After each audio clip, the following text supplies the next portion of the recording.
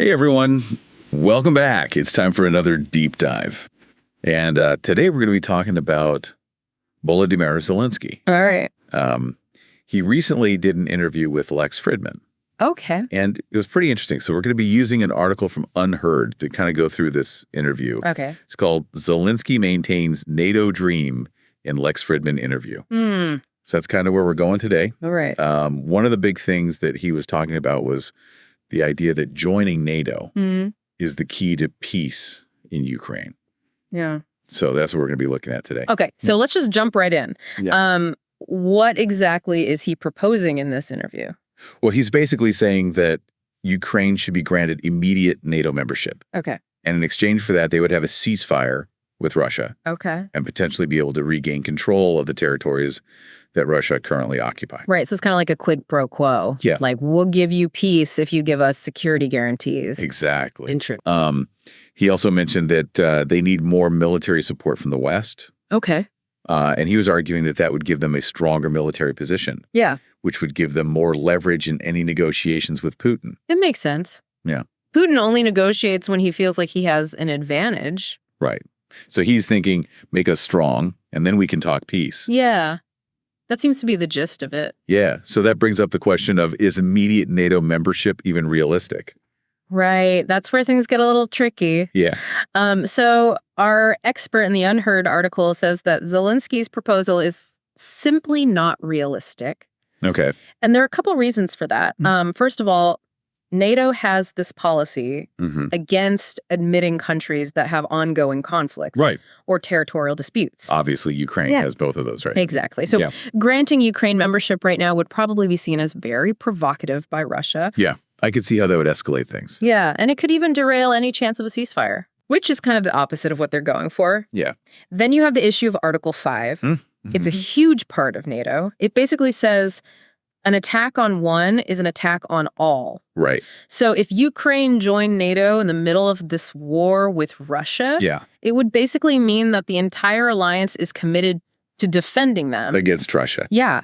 That would be a huge burden on NATO. Right. And it could really undermine their credibility and potentially even cause the alliance to fall apart. So it's not just about whether NATO wants to take the risk. Right. It's also about whether they can handle the consequences. Exactly. It's a lot to consider. And even if they don't do full NATO membership. Yeah. What about individual NATO countries offering security guarantees? Yeah, that's also problematic. Because then those countries would be in a really tough spot if Russia kept attacking. Yeah. They would have to either get directly involved, which could lead to a bigger conflict. Right. Or they'd have to back down and risk making the whole idea of collective defense meaningless. Yeah. That's not a good situation either. No. Neither option is great. So it seems like Zelensky's proposal is kind of a catch-22. Yeah.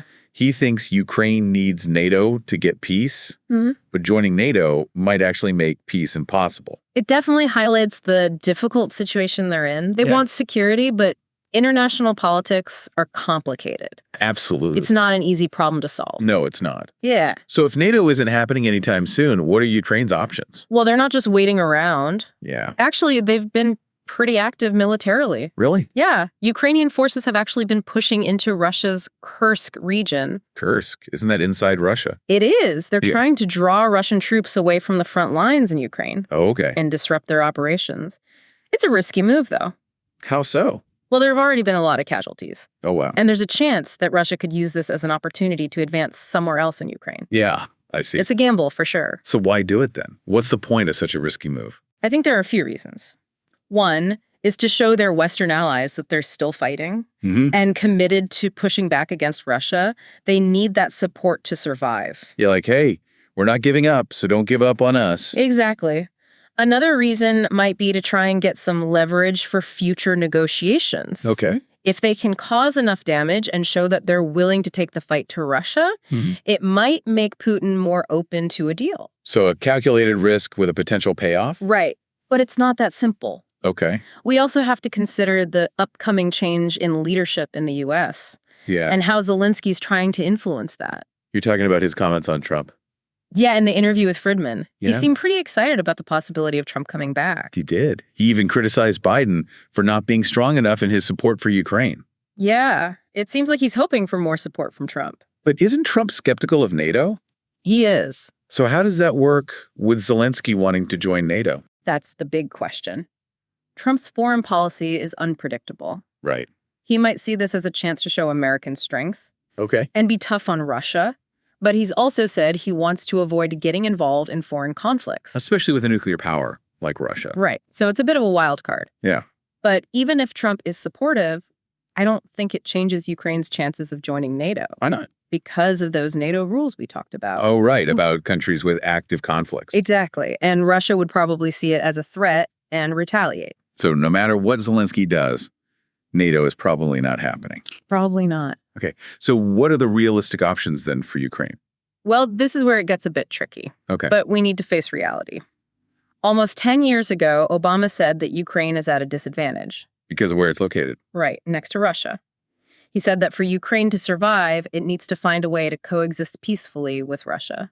Even if that means making compromises. Yeah, even Obama saw the limitations of what the West could do. Wow. So even though he wasn't a fan of Putin, he still saw that. He did. He used the term modus vivendi to describe this relationship. What did that mean? It basically means finding a way to live and let live, Okay. even if it means accepting some of Russia's interests. That's got to be tough for Ukrainians to accept. It is, but the alternative is constant conflict with a much stronger neighbor.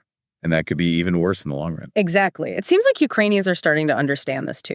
Really? Yeah. Recent polls show that more and more people want the war to end, Okay. even if it means giving up some territory to Russia. Wow. That's a big change. It shows how much this war has affected them. It does. And it brings up a question about Zelensky. Yeah. Will he be remembered as a wartime leader Right. or as a statesman who can bring peace? That's the question.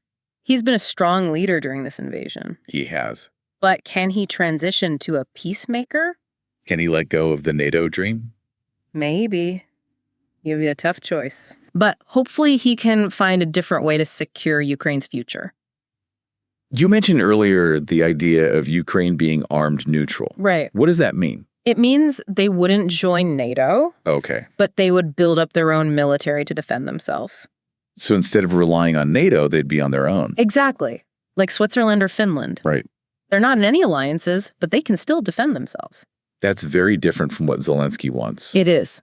So what are the benefits of doing that? Well, it would make it much more likely that the war would end Okay. because Russia sees NATO as a threat. So if Ukraine takes that off the table, it could lead to a ceasefire and maybe even a peace agreement. I see. And wouldn't it give Ukraine more control? Absolutely. They could make their own decisions about their defense Okay. without having to worry about what their allies think. So they can build the military they need, not what someone else thinks they need. Exactly. It would also give them more flexibility in rebuilding their economy. And forming relationships with other countries, they wouldn't be limited by an alliance. So maybe not joining NATO would actually give them more freedom. It could. It's a different way of thinking about things. Yeah, it really does make you think about the long term. What's best for Ukraine in the long run, Absolutely. not just what's in the headlines today. Yeah. It shows how important good leadership is in these situations. Oh, sure. Zelensky's got a lot on his shoulders. He does. His decisions are going to affect a lot of people. So what does this mean for Ukraine's future then? Well, it's tough to say for sure. Right. We know that NATO membership isn't likely, Right. and they have to find a way to coexist with Russia. But armed neutrality gives us some hope, right? Yeah, I think so. It means they could be secure and rebuild without another war. Exactly. And it's not just a theory either. Oh, yeah. We talked about Austria, Mhm. but Switzerland is another good example. Right. So They've stayed neutral for a long time. even during wars. Exactly. And they've done really well. You mentioned their economy. Yeah. This war has ruined Ukraine's economy. It has. So rebuilding is going to be tough. It will take a lot of investment Yeah. and stability. Could armed neutrality actually help with that? It might. How so? If investors see that Ukraine is less likely to be in a war, Yeah, they might be more willing to invest. makes sense. And being neutral could also attract investment from more countries, Oh, interesting. not just the West. So maybe not joining NATO would actually give them more options.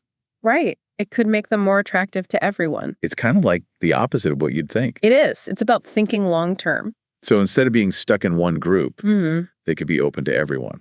Exactly. This has been a really great conversation. It has. But before we finish up, I want to ask about Zelensky's legacy. Okay.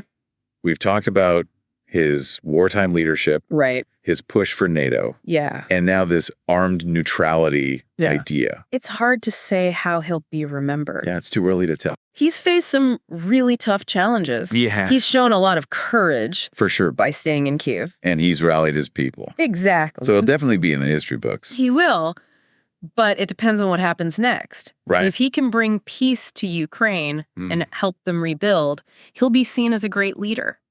But if the war continues Yeah. or Ukraine ends up worse off, It'll be a different story. a sadder story. It would be.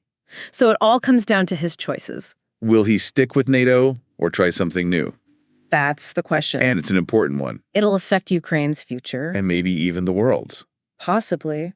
Well, you've given us a lot to think about today. I'm glad. It's a complex situation with no easy answers. It is.